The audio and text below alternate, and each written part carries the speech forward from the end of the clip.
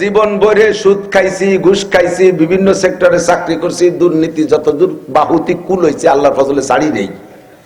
করিডোরে যখন রিটায়ার্ড হয়ে গেছে সেই সময় তওবা করছে।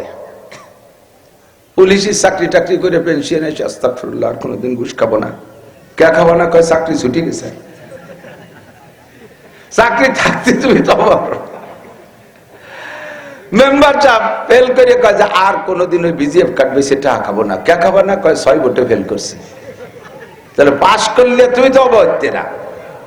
90 বছরে বুড়ো নাকের মধ্যে পাইপ দিয়ে সেলাইন খাওয়াচ্ছে, বুড়ো তওবা হতে আস্তাগফিরুল্লাহ, আর কোনোদিন ডাকাতি করবো না।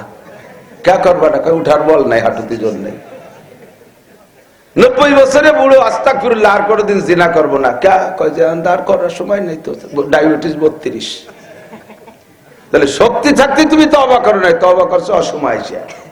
জীবন ভরে আকাম কুকাম করে তবলিগে 3 সিল্লা দিয়ে, সরমুনায় 1 গুল্লি দিয়ে, কোন পীরের কাছে মুরিদ হইয়া, পাগড়ি 3 খেতায় যেটা বাইন্ধে, 43 বন্ধের জুব্বা একটা গায়ে, ঘাড়ের উপরে যায় নামাজ, বগলে দস্তারখান, হাতে কোড়া লাঠি, 500 দানা তসবিহ, চশমা কপালে লাগাইয়া ঘন ঘন টিবরি মারে। উনি মুহাদ্দিস, মুফতি হয়ে গেছে।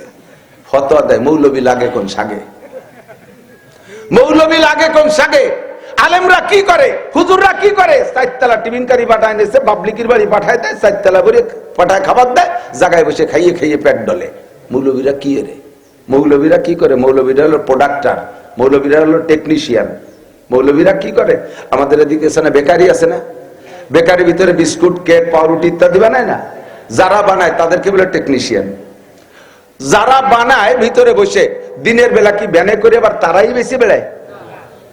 কতক্ষণ বেচে কারা? ওই ভ্যানালারা আলাদা আছে। এই ভ্যানালারা কি ওই পাউরুটি কেক বানাতে পারে?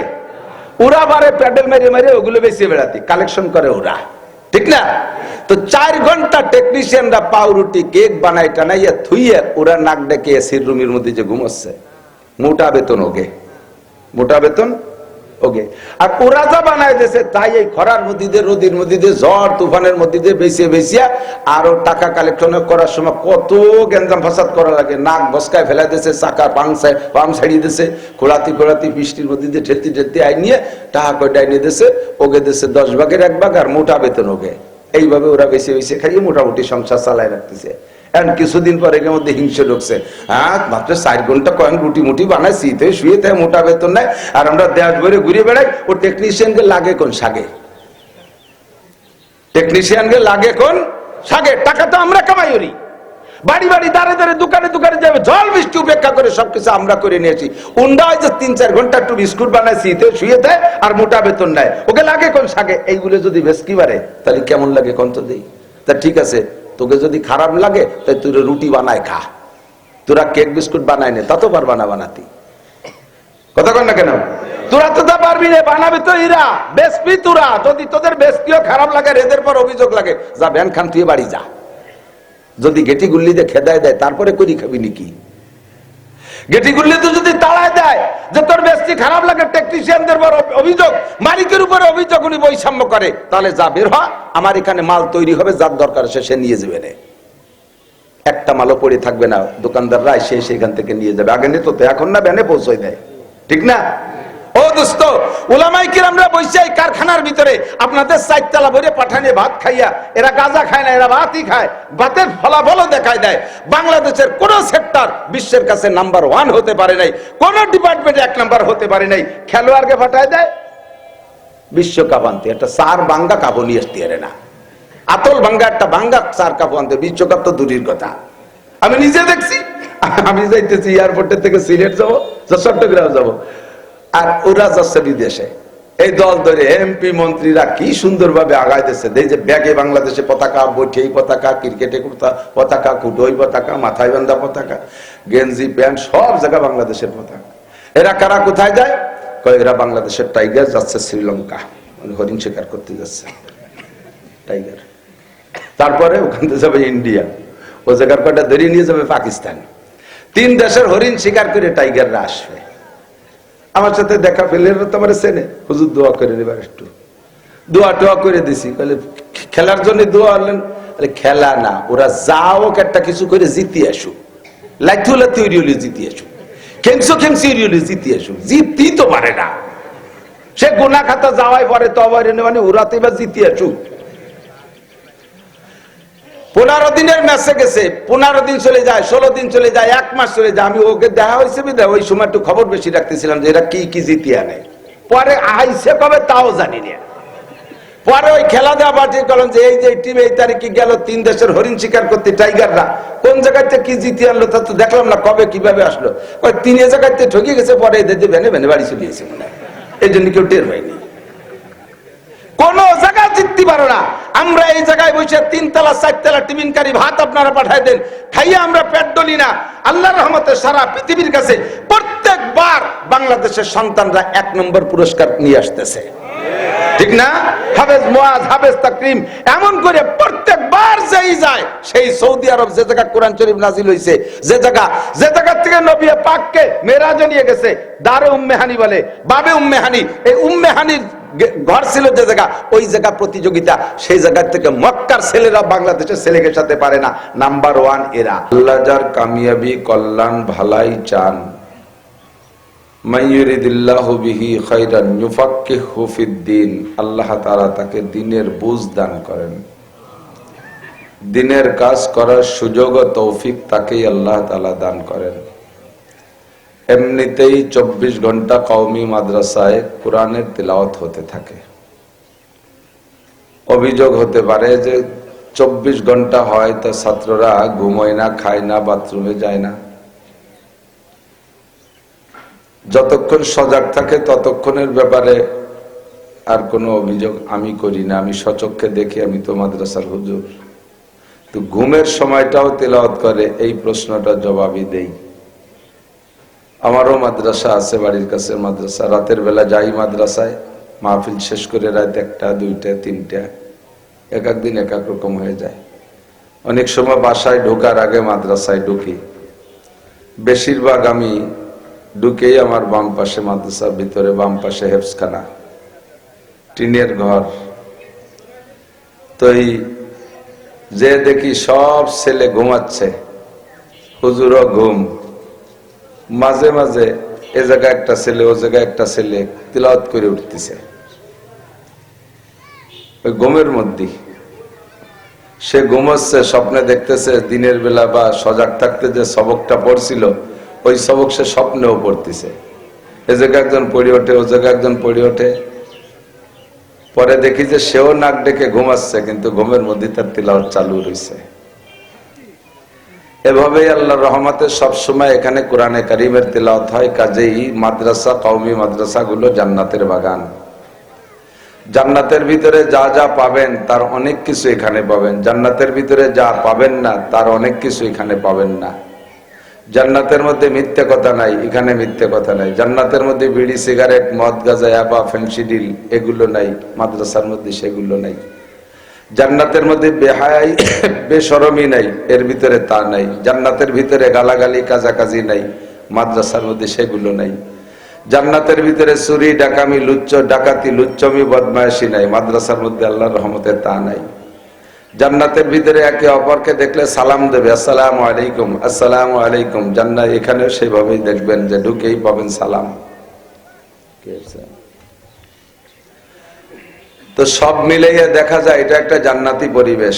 তারপরে মাহফিল উপলক্ষে যে আয়োজনটা, এটাকে হুজুর আলাইহিস সালাম নিজেই বলেছেন জান্নাতের বাগান।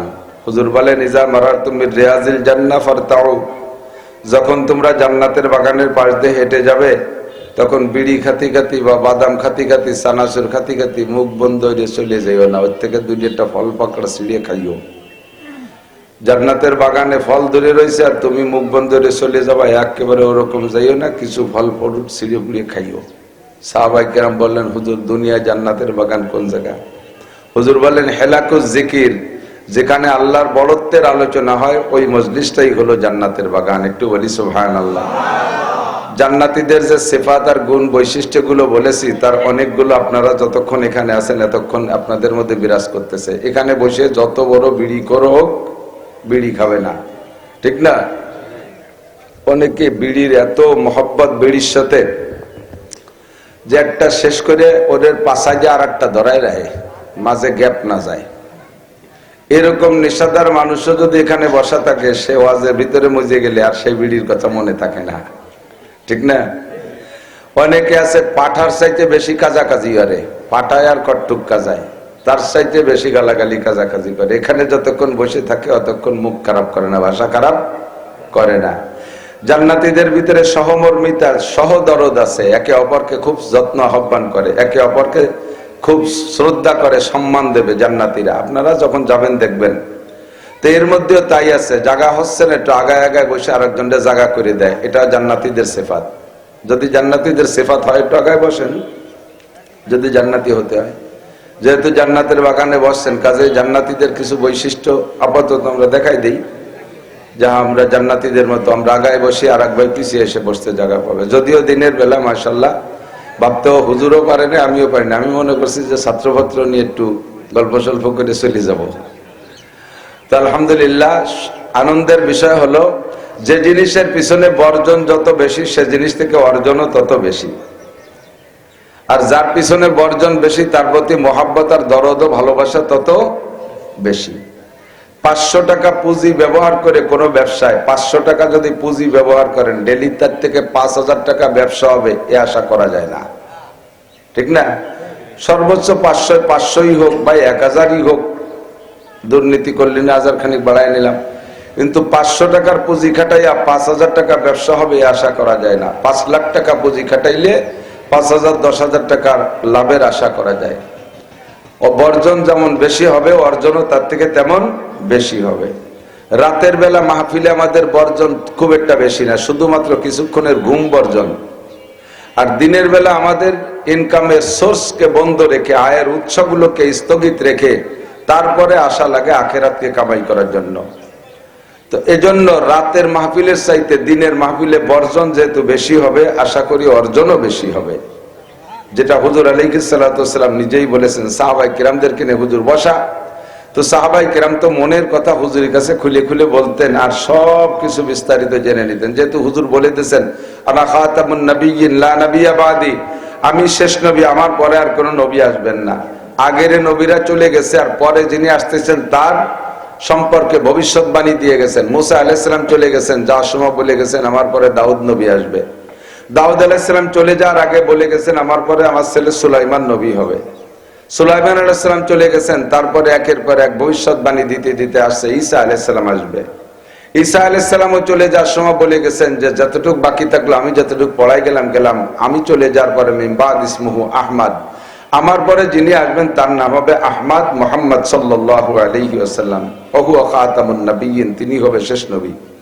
এবার হুজুর চলে আসলেন, হুজুর এসেও বললেন আনা খাতামুন নবিয়্যিন লা নবিয়্যা বাদি, আমি শেষ নবী, আমার পরে আর কোনো নবী আসবে না। কুরআনে কারীমের আয়াতের মধ্যে আল্লাহ তাআলা বলেছেন, আল্লাহ পাক রব্বুল আলামিন বলেন, মা কানা মুহাম্মাদুন আবা আহাদিম মির রিজালিকুম ওয়ালাকিন রাসূলুল্লাহি ওয়া খাতামান নবিয়্যিন। শুনতে শুনতে তো সবার মুখস্থ হয়ে গেছে আয়াতটা, মিলাদের মধ্যে পড়ে। তো হুজুর আল্লাহ পাক নিজেই বলেন যে মুহাম্মাদুর রাসূলুল্লাহ তোমাদেরকে আব্বা না। কথা এসে গেলে একটু ফাঁকে বলে যাই, সবসময় সব কথা আসে না, আসছে যেহেতু কয়ে দেয়। আল্লাহর নবীর চাইতে বড় পীর কি দুনিয়ায় আসছে? পীর হিসেবে যদি ধরেন, নবীর চেয়ে বড় পীর আসে নাই। আর কিয়ামত পর্যন্ত শুধু আব্দুল কাদের জিলানী বড় পীর, নবীর চাইতে বড় পীর। জি, আব্দুল কাদের জিলানীও নবীর উম্মত।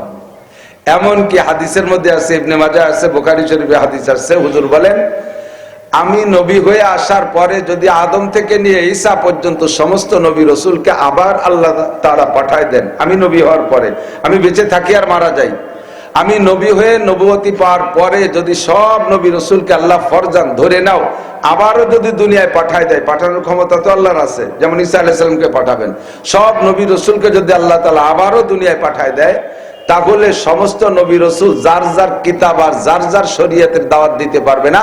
সকলের উপরে ওয়াজিব আমাকে নবী বলে স্বীকার করে আমার কলেমার দাওয়াত, আমার কোরআনের দাওয়াত দিতে হবে, আমার উম্মত হিসেবে বশ্যতা স্বীকার করতে হবে। তাহলে হুজুর শেষ নবী, এটা কোরআনেও বলেছেন, নবীও বলেছেন, সাহাবায়ে কিরাম জানেন। তাহলে আগের নবীরা উম্মতকে বলে গেছে আমার কাছে যতটুকু পাইছো পাইছো, আর যতটুকু বাকি থাকে পরের যে নবী আসতেছে ওনার কাছ থেকে নিও। কিন্তু যখন সাহাবায়ে কিরাম কোরআন আর হাদিস দিয়ে জানলেন যে হুজুরের পরে আর কোনো নবী আসবে না, কাজেই আমাদের যা জানা দরকার এই হুজুরের কাছে জানিয়ে রাখতে হবে, ঠিক না? বক্তারা ধারাবাহিক এখন থেকে বয়ান শুরু করলাম, আমার কাছ থেকে যেটুকু শুনছেন মনে অনেক দাবি যাচ্ছে এত এত শুনবো, তা আমি যতটুকু পারছি বললাম, বাকি আমার সময় শেষ চলে যাওয়ার আগে বললাম পরবর্তীতে বক্তা আসতেছে উনি বাকিটুক বলবে। আপনারা সেই অপেক্ষায় থাকলেন, এই করতে করতে করতে করতে শেষ বক্তা এসে গেল। এখন দেখেন যে মনের অনেক কথা বাকি রয়ে গেছে। সেই সময় মনের মধ্যে একটু খারাপ লাগে, এই কথাগুলো কিভাবে শুনবো। ছোট্ট এখন চিরকুট লে পাঠাই দিয়েছেন মোহতান সাহেবের কাছে যে হুজুর এইটুকু একটু হুজুরের যে বললাম দি এইগুলো তো একটু শোনা দরকার ছিল। তো শেষ বক্তার কাছে যাইয়ে সবকিছু ফাইনাল করে জেনে নিতে হয়। নবী হলেন শেষ বক্তা। হুজুরের কাছে সাহাবায়ে কেরাম মন খুলে জিজ্ঞেস করছেন। একদিন জিজ্ঞেস করতে করতে বলতেছেন, হুজুর আমরাও মোমেন, আখেরি জামানায় যারা আসবে তার মধ্যে অনেক মোমেন হবে, ইমানদার হবে। তো যে ইমান গ্রহণ করে তাকে বলে মোমেন। তা আমরাও মোমেন, আখেরি জামানায় আপনি যখন থাকবেন না তখনও মোমেন আসবে। তো এই দুই মোমেনের ইমানের মধ্যে কি কোনো পার্থক্য আছে মর্যাদাগত দিক দিয়ে? কাদের ইমানের দাম আল্লাহর কাছে বেশি? আমরাও আমল করি আপনার সামনে থেকে, তারাও অনেক আমল করবে। তা আমাদের আমল আর তাদের আমলের মধ্যে কি কোনো পার্থক্য আল্লাহ ঘটাবেন নাকি? প্রতিদান দেওয়ার ব্যাপারে কোনো বেশকম করবে? হুজুর বললেন, দারুণ একটা প্রশ্ন করেছো। তোমরা যারা আমার সামনে বসে আমাকে দেখে দেখে, আমার নুরানি চেহারা দেখে তোমরা পাগল হয়ে মোমেন হয়ে গেছো। আমি 3200 অলৌকিক ঘটনা দেখাইছি, এই দেখে দেখে তোমরা বিশ্বাস করছো আমি নবী। আমি আকাশে আঙ্গুল দিয়ে ইশারা দিয়ে চাঁদটাকে দ্বিখণ্ডিত করে জমিনে নামাইছি, এ দেখে তোমরা বিশ্বাস করছো আমি নবী। আমি একটা গাছকে যদি ডাক দিই গাছ এদিকে, গাছ শিকড় থেকে মলমল করে উঠে আমার কাছে চলে আসে, এবং খালি আসে না, সে আসার সময় কলেমায়ে শাহাদাত পড়তে পড়তে আসে। এদিকে তোমরা বিশ্বাস করছো যে হ্যাঁ ইনি সত্যই নবী হবে, এভাবে তোমরা ঈমানদার। আর একটা সময় আমি থাকবো না, আর এই কিছুই দেখাইতে পারবো না। আমার উলামায়ে কেরামরা এই কিসসাগুলো উম্মতকে শোনাবে, আর তারা বোকার মতো শুনবে আর বিশ্বাস করবে। কনা আমিন। বিশ্বাস করেন না আপনারা? তো এই বিশ্বাসের পর তারাও ঈমানদার আর তোমরাও ঈমানদার। তোমরা ঈমান এনেছো নগদ দেখে দেখে, আর তারা ঈমান আনবে এই সমস্ত কিসসা শুনিয়ে। কাজেই তোমাদের ঈমানের চেয়ে তাদের ঈমানের দাম আল্লাহর কাছে 100 গুণ বেশি। তোমাদের ঈমানের চাইতে আখেরি উম্মতের ঈমানের দাম 100 গুণ বেশি।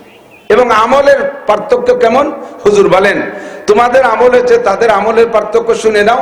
মান তামাসসাকা বিসুন্নতি ইনদা ফাসাদে উম্মতি ফালাহু আজরু মিয়াতি শাহীদ। তোমরা যারা আমার সাথে থেকে বদরে 14 জন শহীদ হয়েছে, তোমাদের মধ্যে 70 জন আমার সাথে উহুদে যে শহীদ হয়েছে, এই শহীদের, এই উহুদ বদরের শহীদ বাঙালি শহীদ না। বাঙালি শহীদ তো শহীদ হরিপদ, মাঝে মাঝে হিন্দু নামের সাথে শহীদ দেয়া দেই, এইরকম শহীদ না। যারা উহুদ আর বদরে যাইয়া আমার সাথে থেকে যুদ্ধ করে কাফেরের মোকাবেলায় লড়তে লড়তে শাহাদাত বরণ করেছে, এইরকম শহীদের 100 শহীদের যেই নেকি আখেরি জামানার উম্মতে একটা সুন্নতের পর আমল করে সেই নেকি পাবে। কারণ তোমাদের এখন আমল করা সহজ, তোমরা আছো অনুকূল পরিবেশে, তোমরা আছো অনুকূল পরিবেশে, ইবাদতের কারখানার মধ্যে আছো। এই মাদ্রাসার ভিতরে ছেলেদের পড়ায়, এখানে কি মেয়েদের পড়ায় নাকি? এখানে যদি 4টে দেওয়াল যে আটকানো থাকে, আর একটা ছেলে শাওয়াল মাসের 8 তারিখে মাদ্রাসা খোলার দিন ঢুকছে, আর শাবান মাসের 14 তারিখে ফাইনাল পরীক্ষা দিয়ে বের হইছে, প্রায় 11 মাস। এই 10.5-11 মাস ভিতরে রইছে, এর ভিতরে একটা মেয়ে ছেলে নাই। একজন উস্তাদ বা একজন ছাত্র যদি এখন ক্রেডিট ঝাড়ে, আমি একটা বছরের ভিতরে কোনো নারীর চেহারা দেখিনি, কোন মহিলার চেহারা দেখিনি 1 বছরের ভিতরে। কেন দেখো নাই? আমি যে জায়গা থাকি ওই জায়গা বিটিরা আসেই না। কাজেই পর্দা করা বড় সহজ হয়েছে না। তো মাদ্রাসার 4 দেওয়ালের মধ্যে থাকিয়া কোন ছাত্র শিক্ষক 1 বছর না 100 বছর পর্দা করে জেনে কি পাবে? একটা কলেজ যেখানে সহশিক্ষা নারী আর পুরুষের সহশিক্ষা আছে, ওই জায়গা থেকে যদি একজন প্রফেসর বা একজন মাস্টার বা একজন স্টুডেন্ট ছাত্র সে যদি 1 ঘন্টা বলে যে আমি 1 ঘন্টার ভিতরে কোনো নারীর চেহারার দিকে তাকাই নেই, আমি মাদ্রাসায় বসে 100 বছর পর্দা করে জেনে কি পাবো? ওই 1 ঘন্টা তার চেয়ে বেশি পাবে। কারণ আমি হলো পর্দার শতভাগ পরিবেশের মধ্যে আছি, এখানে বেপর্দার বালাই নাই। আর সে বেপর্দার কারখানার মধ্যে থেকে পর্দা করছে, সে নফসের সাথে মুজাহাদা বেশি করছে। আল মুজাহিদু মান জাহাদা নফসা। হুজুর বলেন সবচেয়ে বড় মুজাহিদ হলো যে নফসের সাথে জিহাদ করতে পারে। হুজুর বলেন আমার সাথে আসো, তোমরা আসো স্বর্ণ যুগে, তোমরা আসো ইবাদতের অনুকূল পরিবেশে, এখানে বসে ইবাদত করার চাইতে আখেরি জামানায় এখন আমার সামনে থেকে আমার সাথে থেকে গলা কাটায় দেয়া যত সহজ। খেয়াল করেন, হুজুর বলেন আমার সাথে থেকে গলা কাটায় দেয়া যত সহজ, যুদ্ধের ময়দানে যাইয়া আখেরি উম্মতের হাতের নখ কাটা অত সহজ হবে না। একদল আছেন এর শুয়োরের মতো নখ রাখে, স্টাইল পার্টি, ওরে ৫,০০০ টাকা দিলেও নখ কাটতে রাজি না। ওর নখ ঝুলে ঝুলে ওর বান্ধবীরে দেখাবে, আনন্দ দেবে। মহিলা তার বন্ধুরে নখ দেখায় দেখায় আনন্দ দেবে, তৃপ্তি দেবে। ৫,০০০, ১০,০০০, ২০,০০০ টাকা তার কাছে কিছু না, তার নখের দাম বেশি। হুজুর বলেন আমার সাথে থাইকা গলা কাটায় দেয়া যত সহজ, আখেরি উম্মতের জন্য নখ কাটা অত সহজ হবে না। কাজেই আমার সাথে থেকে তোমরা যারা ইবাদত করতেছো, তার চাইতে আমার আখেরি উম্মতের ইবাদতের প্রতিদান আল্লাহ হাজার হাজার গুণ বাড়াই দেবে। কন্যা সুবহানাল্লাহ, আল্লাহু আকবার। তো রাতের বেলা ওয়াজ শোনা এটা আমাদের অনুকূল পরিবেশ। খেয়াল করেন, রাতের বেলা ওয়াজ শোনা অনুকূল পরিবেশ। কাম নাই কাজ নাই, খাইয়ে দেয় এসে বসে থাকলাম, সাইডে বাদাম নিয়ে বসলাম, ঘুম আসলি, মাঝে মাঝে ফাক্কা মারলাম। এ ওয়াজের মাঠে দিনের বেলা বাদাম খাইয়ে কি সারা দেশে দেখি ওয়াজ যখন ভেঙে যায়, চলে যায়, সব জায়গায় জায়গায় তুপ তুপ বাদামের খোসা। সম্ভবত মনে নাই এই জায়গা না, কোন জায়গা দূরে কোন এক জায়গা হবে। সুটপার হুজুর রহমাতুল্লাহ আলাইহি গেছিলেন, খলিলুর রহমান সাহেব হুজুর, ও না মালা মাদ্রাসা। রাতের বেলা আমি আর হুজুর ওয়াজ করছি, করে টেরে ঘরে গেছি। এর মধ্যে কিছুক্ষণ পরে ওনরা আবার ওই তবারক দেয়। তবারক দেওয়ার সময় সব জায়গায় কিন্তু খানিকটা গ্যাঞ্জাম ফাসাদ হয়, লাগিয়ে গেছে তুমুল মারামারি।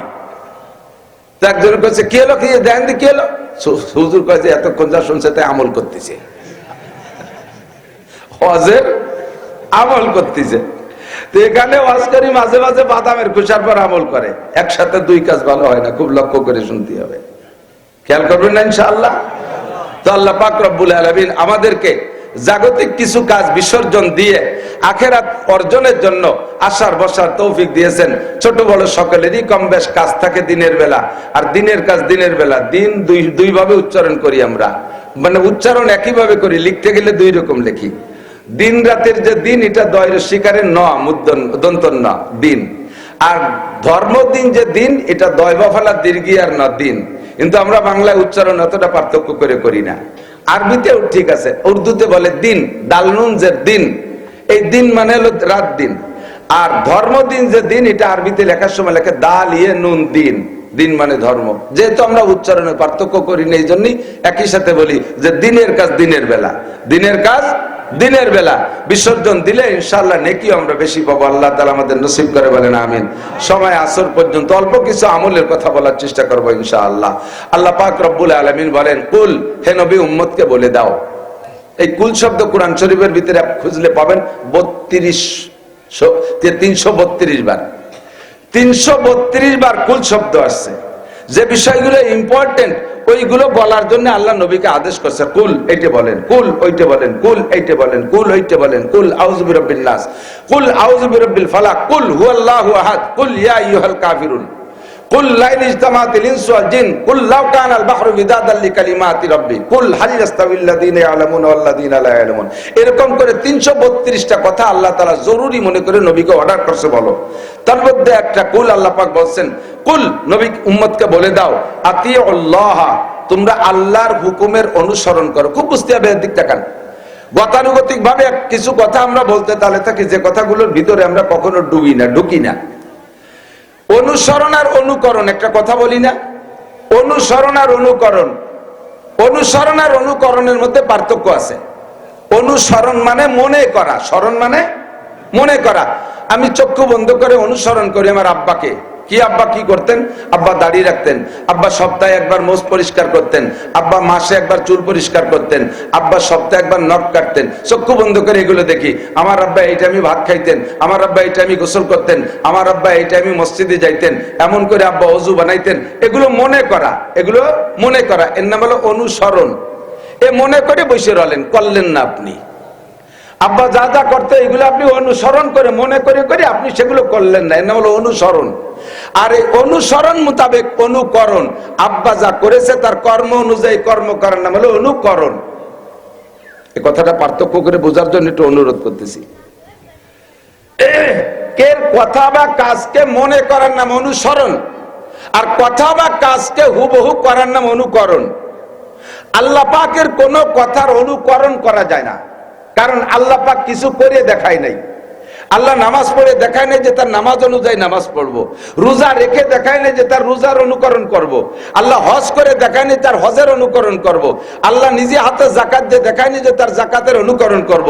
আল্লাহ দাড়ি রেখে দেখায় নাই যে দাড়ির অনুকরণ করব। আল্লাহ জামা টুপি পাগড়ি পরে দেখায় নাই যে তার অনুকরণ করব। তবে আল্লাহ পাক এগুলোর হুকুম করেছেন অনেকগুলো, কাজে আল্লাহর হুকুমের হবে অনুসরণ। বলেন আল্লাহর হুকুমের হবে অনুসরণ, আর অনুকরণ করব বিশ্বনবী মুহাম্মদ রাসূলুল্লাহ সাল্লাল্লাহু আলাইহি ওয়াসাল্লামের। হুজুর নামাজ পড়তে বলেছেন, নিজেও পড়েছেন, রোজা রাখতে বলেছেন, রেখে দেখাইছেন, হজ করতে বলেছেন, করে দেখাইছেন, দাড়ি রাখতে বলেছেন, রেখে দেখাইছেন, মেসক করতে বলেছেন, করে দেখাইছেন, পাগড়ি পরতে বলেছেন, পরে দেখাইছেন, জামা টুপি দস্তারখান ইত্যাদি সুন্নাত হুজুর করতে বলেছেন, করেও দেখাইছেন। এজন্য আল্লাহ পাক বলেন কুল আতিউল্লাহ ওয়া আতিউর রাসূল, হে নবী আপনি আপনার উম্মতকে বলে দেন আল্লাহর সমস্ত হুকুমের অনুসরণ করো, ওয়া আতিউর রাসূল, আর ওই অনুসরণ অনুযায়ী করতে হলে ওয়া আতিউর রাসূল, রাসূলের কাজ ও কথার অনুকরণ করো।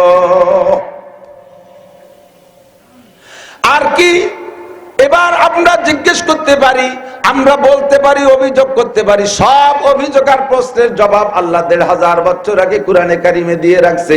কিয়ামত পর্যন্ত যা ঘটবে সব আল্লাহ জানে কি জানে না? ঘটাবেন তো আল্লাহ, কাজেই সবই আল্লাহ অ্যাডভান্স জানেন, কখন কোথায় কি হবে সব জানে। নবী পাক যখন বয়ান করতেন মাঠটা থাকতো খোলা, খোলা মাঠ। এই খোলা মাঠে হুজুর বয়ান করতেন, পিছনে জায়গার অভাব থাকতো না, খোলা মাঠ, এরকম বান্দা প্যান্ডেল না। সাহাবায়ে কেরাম আসবে আর বসবে, আসবে আর বসবে, যত জায়গা লাগে সব পিছনে রয়েছে। কাজেই এই আয়াতটা ওই সময় অতটা দরকার হতো না খোলা ময়দানে বয়ান করার সময়। কিন্তু কিয়ামতের আগে উম্মতে মাহফিল করবে, প্যান্ডেল করে করে ছোট্ট ছোট্ট খেত্তা বানায় বয়ান করবে, ওর মধ্যে জায়গা সংকুলন হবে না, এটা আল্লাহ পাক জানে। জায়গা সংকুলন হবে না, তখন ওই জায়গার ভিতরে মানুষকে আটায় বসানোর জন্য মুখে বাংলায় হাজারো বললে কথা শুনতে চাইবে না। এজন্য প্যান্ডেলের জন্য আল্লাহ পাক একটা আয়াত কোরআনে কারিমের মধ্যে দিয়ে রাখছে। কোরআনে কারিমের মধ্যে আল্লাহ একটা আয়াত দিয়ে রাখছে যে মানুষকে এদিক তাকান, বাংলায় যত সুন্দর করে বলুক, ইংরেজিতে যত সুন্দর করে বলুক, তাতে মানুষের ভিতরে ক্রিয়া করে না। কিন্তু কোরআন শরীফের আয়াত পড়ে যদি তর্জমা করে, মুসলমান দুর্বল হয়ে যায়। যখন তাদের উপরে কোরআনে কারীম তিলাওয়াত করা হয়, ঈমান বাইরা যায়, আর কোরআনের হুকুমগুলো মানার জন্য তাৎক্ষণিকভাবে প্রস্তুত হয়ে যায়। এই জন্য আল্লাহ ১৫০০ বছর আগে এই মাহফিলের জন্য একটা আয়াত নাজিল করে রাখছে, একদিন না একদিন কাজে লাগবে। আর তা লাগা শুরু হয়ে গেছে, সেটা হলো আল্লাহ পাক বলেন ওয়াইদা কিলা লাকুম, যদি তোমাদেরকে বলা হয় তাফাসসাহু ফিল মাজালিস, মজলিসের ভিতরে মাহফিলের মধ্যে জায়গা সংকুলন হচ্ছে না, জায়গা সংকুলন হচ্ছে না, এ কথা বলার পরে যদি বলে ইফসাউ ওয়াইজা কিলা লাকুম তাফাসসাহু ফিল মাজালিস, যদি তোমাদেরকে মজলিসের মধ্যে বলা হয় একটু জায়গা করে দেন, যারা আসতেছে তারা বসতে জায়গা পাচ্ছে না, আল্লাহ কয় ফাসসাহু, ফাসসাহু, দেরি করো না, আগে আগে বসে জায়গা করে দাও। নবীর জামানায় মাঠের জায়গার অভাব ছিল না, তোমাকে এখানে মাঠের জায়গার অভাব। আল্লাহ ১৫০০ বছর আগে আয়াত নাজিল করে রাখছে আজকের মাহফিলের জন্য। এখন আপনি অভিযোগ করতে পারেন, আল্লাহ আমি আগে আইসে দাঁড়িয়ে বুঝে একটা পরিষ্কার জায়গা বইছি, শীতকালে দিন খানিক সময় বসে গরম বানায় ফেলাইছি, এখানে যে তুমি টান দিয়ে সামনে আগায় নিচ্ছ, ঠান্ডা জায়গার ময়লা জায়গা বসবো, আমারে কি দিবা কও, যদি আমারে যা দিবা আমার পছন্দ হয় তাহলে আইগবো, নালি আইগবো না। আল্লাহ তাও জবাব দিয়ে রাখছে ওই আয়াতের মধ্যে, তোমারে আল্লাহ জান্নাতের মধ্যে জায়গা দেবে। তুমি শিরগিরাম মাদ্রাসার মাঠের জায়গা ছেড়ে দিয়ে আগায় বসবা, তুমি মনে করছে এর চেয়ে ভালো জায়গা, আমার ভালো জায়গা ছেড়ে খারাপ জায়গায় যাবো, তাহলে আল্লাহ কি দিবা, আল্লাহ তাআলা তোমাকে জান্নাতের মধ্যে জায়গা দেবে। কন্যা সুবহানাল্লাহ। তো এটা একটা উদাহরণ বলতে গিয়ে মাশাআল্লাহ একটু কাজেও লেগে গেছে, আগায় বসার লোক আসতেছে। আমি বলতে চাইছি এটা তো যা লাগবে সব কোরআন শরীফে আছে না নাই? আরে বলেন না আছে না নাই? ব্যক্তি জীবনের সংবিধান কোরআনে আছে, আপনার ব্যক্তিগত জীবনটা কিভাবে চালাবেন কোরআনে আছে। বুঝে বুঝে জবাব দেবে, বাতাস দিও না, নড়াচড়া করেন না, সময় কম কামাই বেশি। ব্যক্তি জীবনের সংবিধান কোরআনে আছে না নাই? যদি কোরআনে না থাকে তাহলে কোরআনকে বোঝানোর জন্য, ব্যক্তি জীবন বোঝানোর জন্য নবী পাক সাল্লাল্লাহু আলাইহি ওয়াসাল্লাম আমাদের জন্য হাদিস রেখেছেন। তাহলে আমরা বলবো ব্যক্তি জীবনের সংবিধান কোরআন হাদিসে আছে না নাই? পারিবারিক জীবনের সংবিধান যা লাগবে কোরআনে আছে না নাই? একটু আছে বললে আপনি সাক্ষী দেন, আপনি ইমানদার বলে সাব্যস্ত করেন। চুপ করে বসে থাকলে বোঝা যাবে যে আপনার মধ্যে সন্দেহ আছে, না আপনি বিশ্বাস করেন না যে কোরআন হাদিস ব্যক্তি জীবনের পূর্ণ জীবন চালানোর মতো সংবিধান দিতে পারে না। তারপরে পরিবার জীবন চালাইতে কোরআন হাদিসের পূর্ণ সংবিধান দিতে পারে না। আপনার মধ্যে এই সন্দেহের ভাবটা আসবে। ব্যক্তি জীবন, পরিবার জীবন পূর্ণ চালানোর জন্য কোরআন হাদিসের সংবিধান আছে না নাই? সামাজিক জীবন চালানোর সংবিধানও কোরআনে হাদিসে আছে। তারপরে অর্থনীতি পরিচালনা করবেন কিভাবে, আপনি ধনী হবেন, গণী হবেন, বিশাল শিল্পপতি, কোটিপতি হবেন, সবকিছুর সংবিধান কোরআন হাদিসে আছে। আছে না নাই? রাজনীতি কোরআনে আছে না নাই? আছে। এই জায়গা কত গেলে অর্ধেক হয়ে গেলেন যে। যদি কোরআন হাদিসের রাজনীতি থাকে তাহলে কোরআন হাদিসের রাজনীতি মসজিদে বসে করবো, আপনি ঠেয়াবেন কে? মসজিদে কোরআন হাদিসের আলোচনা, রাজনীতির আলোচনা উঠাইলে স্থানীয় এই কোরআন হাদিসের ইসলামী রাজনীতির বিরোধী যারা আছে, জেনারেল রাজনীতি, তারা কয় হুজুর মসজিদের মধ্যে রাজনীতি করবেন না। কেন করবো না? কে? হ্যাঁ, মসজিদের মধ্যে রাজনীতি চলবে না। তোমার পচা রাজনীতি চলবে না, তোমার মানব রচিত রাজনীতি মসজিদে চলবে না। নবী পাকের সংসদ ভবন ছিল মসজিদে নববী, নবী পাকের হাইকোর্ট ছিল মসজিদে নববী, নবী পাকের বিশ্ববিদ্যালয় মসজিদে নববী, নবী পাকের কলেজ মসজিদে নববী, নবী পাকের হাই স্কুল মসজিদে নববী, নবী পাকের প্রাইমারি স্কুল মসজিদে নববী, নবী পাকের মাদ্রাসা মসজিদে নববী, নবী পাকের জেলখানা মসজিদে নববী। সাহাবী একজন যুদ্ধে যায়নি, তারে ধরে খুঁটির সাথে, মসজিদের খুঁটির সাথে বাঁধি দিতে 40 দিন। মসজিদে নববীর খুঁটির সাথে 40 দিন বেঁধে রাখছে। 40 দিন পরে ওই লোকটার কান্নাকাটিতে তার তওবা কবুল করছে, আল্লাহ তাআলা তার তওবা কবুল করে আয়াতে একটা নাজিল করে দিয়েছে। তাহলে আমি এটা কেন করব না? তাহলে আমার রাজনীতি জীবনে যত সংবিধান লাগবে তাও কোরআন হাদিসে আছে না নাই? আমার আন্তর্জাতিক নীতিতে যা লাগবে তাও কোরআন হাদিসের মধ্যে আসছে। কাজেই কোরআন হাদিসকে সামনে রেখে চললে ব্যক্তি জীবন থেকে নিয়ে আন্তর্জাতিক জীবন পর্যন্ত কোনো জায়গা মাইর খাবেন না, সব জায়গা লাভবান হবেন ইনশাআল্লাহ। ছোট্ট করে একটু বলি, প্রমাণ করি। আপনারা যান, এখন নিউজে তো পাচ্ছেন সবাই, টেলিভিশন খুললে পাইতেছেন, ফেসবুক খুললে পাচ্ছেন, ইউটিউব খুললে পাইতেছেন, গুগলে সার্চ দিলে পেয়ে যাচ্ছেন, বিভিন্ন মিডিয়ায় আসতেছে। আফগানিস্তানের অবস্থা দেখেন, সারা পৃথিবীর ভিতরে সম্পূর্ণ কোরআন সুন্নাহ অনুযায়ী একটা দেশই মাত্র চলতেছে, সৌদি আরবও নয়, জায়গায় জায়গায় দুই একটা আছে সৌদি আরবে, বাকি পূর্ণ ইসলাম সেখানে বাস্তবায়ন হচ্ছে না। একমাত্র আফগানিস্তান শতভাগ ইসলামের উপরে চালাইতেছে মাত্র 2 থেকে 2.5 বছর। আর 2-2.5 বছরের ভিতরে আল্লাহ তাআলা তাদের জন্য লাফাতাহনা আলাইহিম বারাকাতুম মিনাস সামাই ওয়াল আরদ, আসমান জমিন থেকে রহমত আর বরকতের যে দরজা আল্লাহ খুলে দেবে ওয়াদা করেছে, আফগানিদেরকে তা দেখাই দিয়েছে। ইস্তেমার কয়দিন আগে আমার মাদ্রাসার মসজিদে আসছিল আফগানিস্তানের থেকে 8 জন সাথী, আফগানি সাথী 8 জন, সাথে বাঙালি 4 জন, 12 জনের এক জামাত আসছে। আমাদের এই পাশে অনেক জায়গা ঘুরছে। তারা বলল যে আমরা সচক্ষে দেখেছি 40 বছরের ভিতরে 20 বছর রাশিয়ার বোমা মারছে, আর 20 বছর ন্যাটো বাহিনী আমেরিকাওয়ালা বোমা মারছে। 40 বছরের বোমায় আফগানের বাতাসের ভিতরে বারুদের গন্ধ, আফগানের রোদের মধ্যে বারুদের গন্ধ, আফগানের পানির মধ্যে বারুদের গন্ধ, মাটি পুড়িয়ে তামা তামা হয়ে গেছে। উৎপাদন একেবারে শেষের পথে। ডালিম গাছ রয়েছে, কিন্তু ডালিম 1 কেজি ডালিম হইতে 5টা ডালিম লাগে। এই গয়ার মতো, পেয়ারার মতো ছোট ছোট সাইজ হয়ে গেছে। যখনই আল্লাহ তাআলা আমাদের হাতে শাসন ব্যবস্থা দিয়েছে, সেই ল্যাংটা বাহিনী পালাইছে। আল্লাহ রহমত চোখের সামনে দেখি, গাছ পাল্টানো লাগে নাই, গাছের গোড়ার মাটি পাল্টানো লাগে নাই, সেই গাছ সেই জায়গায় আছে। 1 বছরের মাথায় যাইয়া এখন 1 ডালিমের ওজন 1 কেজি। 1 ডালিমের ওজন 1 কেজি। বেনামাজি একটাও বাইরে থাকতে পারবি না, আজান হওয়ার সাথে সাথে পুরুষ সব মসজিদে। মহিলা একটা বেপরদা যেতে পারবে না। কলেজ স্কুল কলেজ সব পড়া আছে, মহিলাদের আলাদা, পুরুষরা আলাদা। মহিলা কোথায় পড়ে পুরুষরা জানবে না, পুরুষ কোথায় পড়ে মহিলারা জানবে না। গার্মেন্টস লাই জানা, গার্মেন্টস এর ভিতরে নারী গার্মেন্টস আলাদা, পুরুষ গার্মেন্টস আলাদা। মাদ্রাসা শিক্ষা সব জায়গা ভাগ করে দিয়েছে।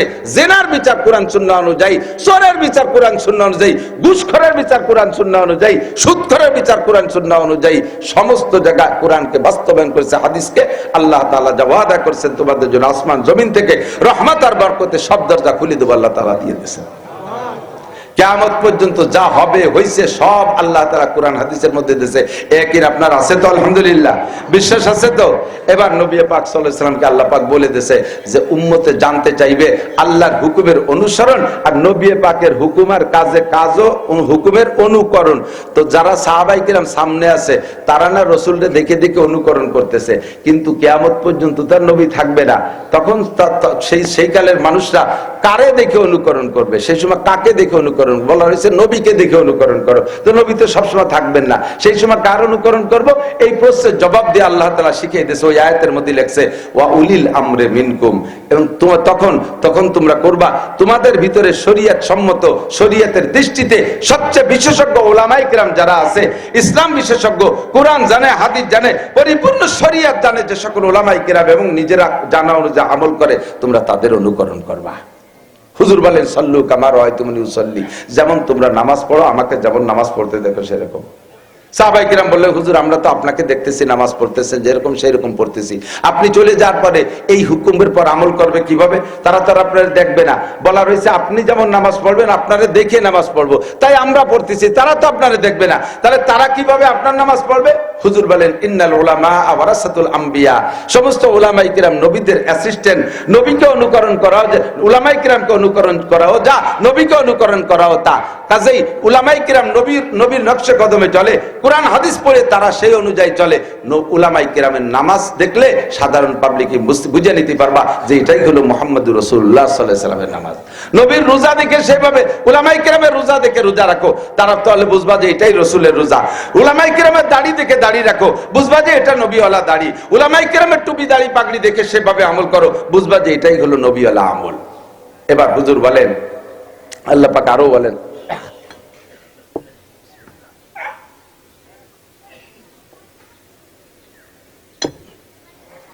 কুল, নবী আরেকটা কথা বলে দাও উম্মতকে। তাহলে আমরা শুরু থেকে ওই কথার ফিনিশিং দিয়ে আসি। আমরা অনুসরণ করব কার? অনুকরণ করব কার? মুহাম্মদুর রাসূলুল্লাহ, মুহাম্মদুর রাসূলুল্লাহ সাল্লাল্লাহু আলাইহি ওয়াসাল্লাম। ঠিক আছে তো? নবীকে এখন দেখতেছি না, এখন অনুকরণ করব কার? আহলে হক উলামায়ে কিরামের। বলেন কার? আহলে হক উলামায়ে কিরামের। জীবন ভরে সুদ খাইছি, ঘুষ খাইছি, বিভিন্ন সেক্টরে চাকরি করছি, দুর্নীতি যতদূর বাহুতি কুল হইছে আল্লাহর ফজলে ছাড়ি নেই। করিডোরে যখন রিটায়ার্ড হয়ে গেছে সেই সময় তওবা করছে, পুলিশের চাকরি টাকরি করে পেনশন এসে আস্তাগফিরুল্লাহ, আর কোনোদিন ঘুষ খাবো না। কে খাবো না? কয় চাকরি ছুটি গেছে। চাকরি থাকতে তুমি তওবা করো। মেম্বার সাহেব ফেল করে কয় যে আর কোনোদিন ওই বিজিএফ কাটবে সেটা খাবো না। কে খাবো না? কয় 6 ভোটে ফেল করছে। তাহলে পাস করলে তুমি তওবা হচ্ছে না। 90 বছরে বুড়ো নাকের মধ্যে পাইপ দিয়ে সেলাইন খাওয়াচ্ছে, বুড়ো তওবা হতে আস্তাগফিরুল্লাহ, আর কোনোদিন ডাকাতি করবো না। কে করবা না? উঠার বল নাই, হাঁটুতে জোর নেই।